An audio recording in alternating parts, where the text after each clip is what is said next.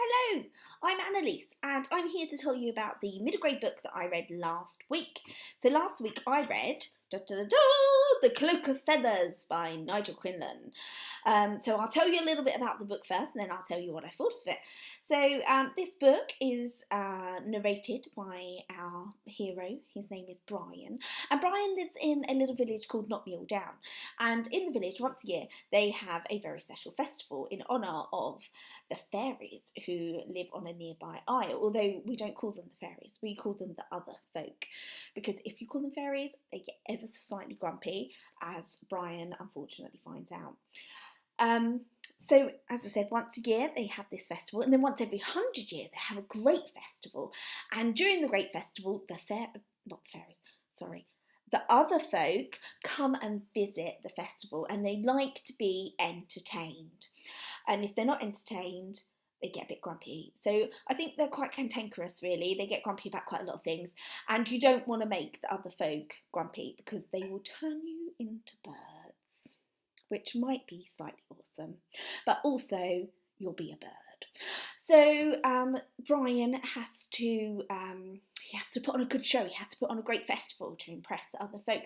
And they're going to take a lot of impressing because the king and the queen of the other folk are not happy bunnies or fairies. They're not happy anyway because their daughter is missing. She has been kind of magically enchanted, and it's up to Brian to set her free by completing 4 feats, which are like special challenges and tasks.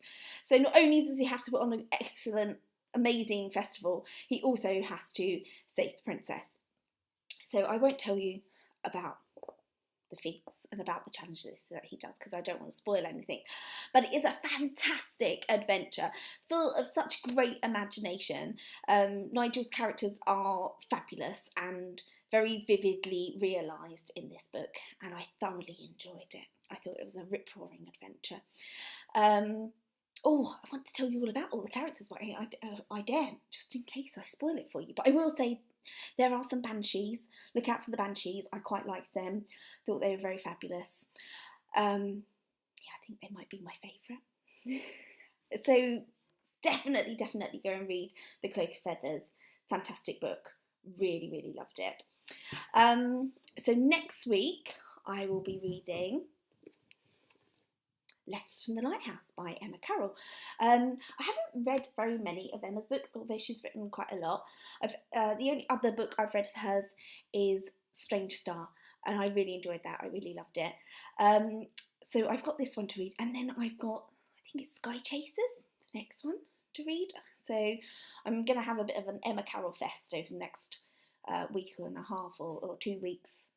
I have already started this and I'm thoroughly enjoying it, but I will just read you the blurb for this so you know what to expect next time. Okay. We weren't supposed to be going to the pictures that night, not when German bombs had been falling like pennies from a jar.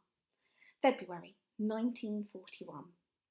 A bomb blast, a chance encounter, her mother's coat. This is all Olive can remember of the night her sister Suki went missing. With London unsafe, Olive and her brother are evacuated to the Devonshire coast to stay with a mysterious lighthouse keeper.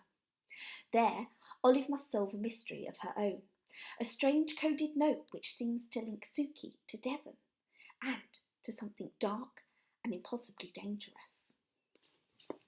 See, it sounds good, doesn't it? Yes, I'm liking it.